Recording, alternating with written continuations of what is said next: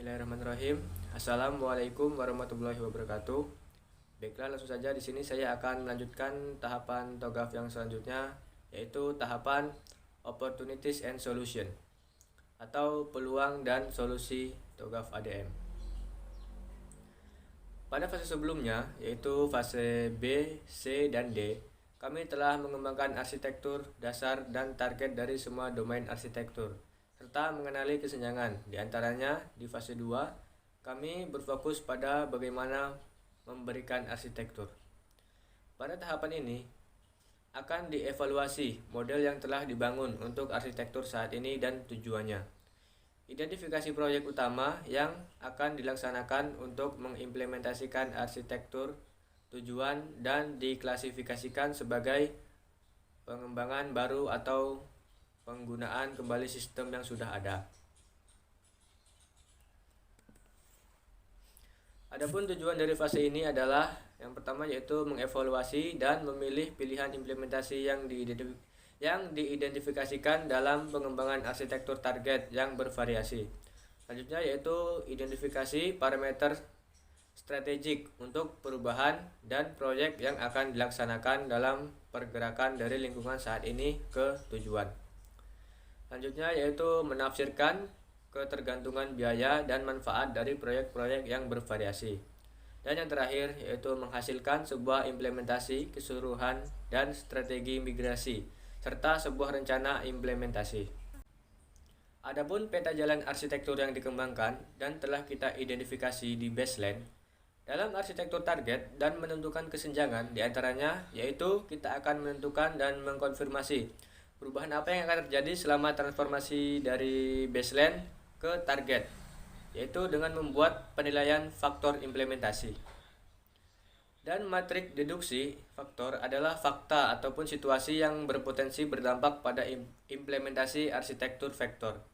Biasanya itu semacam risiko, misalkan penangguhan keuntungan karena penangguhan sementara layanan, misalkan asumsi sistem yang ketinggalan zaman.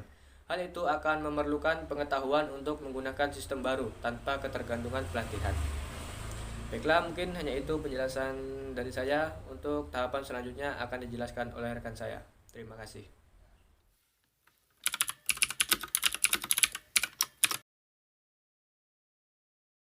Dari Panal Paris dari SIP A ingin melanjutkan materi yang berjudul Migration Planning. Migration Planning atau perencanaan migrasi ini adalah ketika kita memahami semua di posisi aplikasi. Bagaimana aplikasi akan bermigrasi, ada berbagai metodologi, tergantung pada strategi pusat data secara keseluruhan. Merinci setiap gelombang migrasi dengan menggabungkan aplikasi, infrastruktur, dan persyaratan dukungan yang sesuai yang diperlukan untuk pindah ke tujuan target. Targetnya dapat berupa cloud publik dan pribadi, colocation atau layanan terkelola. Mendefinisikan di posisi sebagai V2V, P2V, P2P, dan angkat dan geser. Selanjutnya membuat rencana migrasi. Yang pertama, mengurangi risiko dan meminimalkan waktu henti. Yang kedua, bundle aset khusus berdasarkan dependensi bisnis. Yang ketiga, buat jadwal penonaktifan dan pengaktifan perangkat untuk setiap acara migrasi.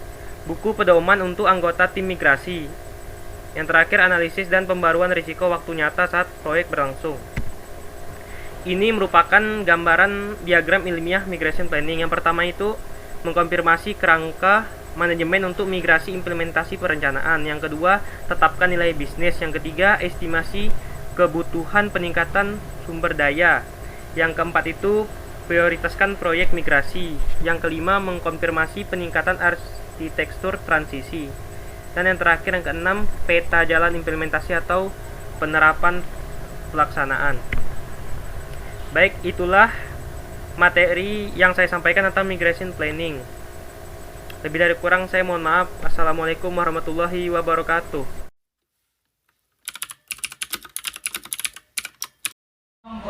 Baik, selanjutnya ialah fase G atau Implementation Governance.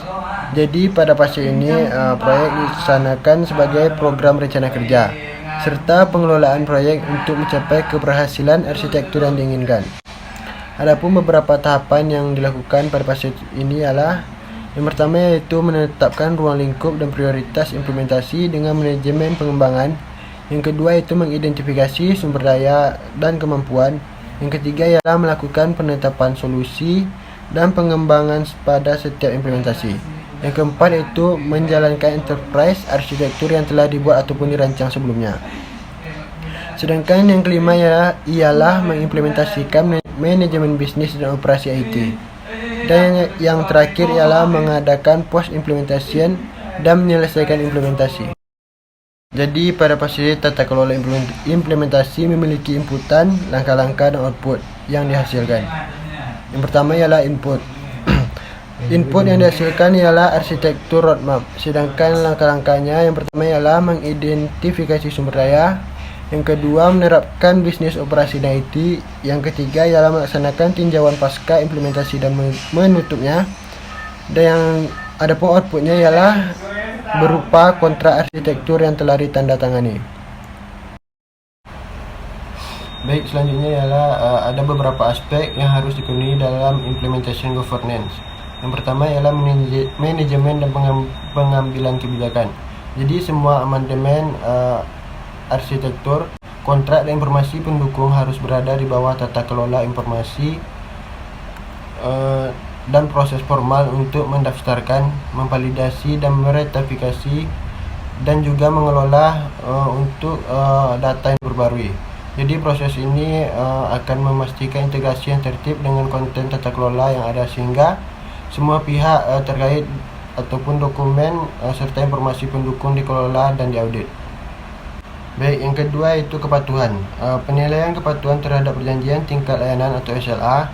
Adapun perjanjian tingkat operasional atau OLA, standar dan persyaratan peraturan akan diterapkan secara berkelanjutan untuk memastikan stabilitas, kesesuaian, dan pemantauan kinerja. Jadi penilaian ini akan ditinjau dan diterima tergantung pada kriteria yang ditentukan dalam kinerja tata kelola.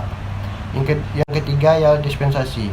Penilaian kepatuhan dapat ditolak jika bidang subjek yaitu desain, operasional dan tingkat layanan atau teknologi tidak sesuai. Dalam hal ini, subjek dapat disesuaikan atau dipenuhi persyaratan kepatuhannya atau meminta dispensasi. Baik, yang keempat ialah pemantauan dan pelaporan.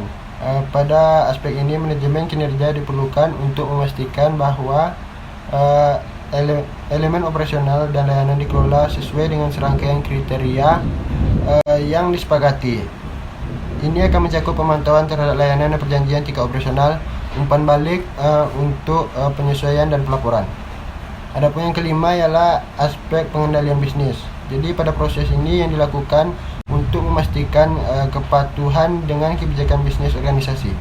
Dan yang terakhir ialah manajemen lingkungan, yaitu mengidentifikasi semua layanan yang diperlukan untuk memastikan bahwa lingkungan berbasis repositori yang menopang kerangka tata kelola efektif dan efisien. Ini termasuk manajemen penyimpanan fisik dan logis. Baiklah, adapun fase selanjutnya itu fase H atau arsitektur change management yang akan dilanjutkan oleh teman saya.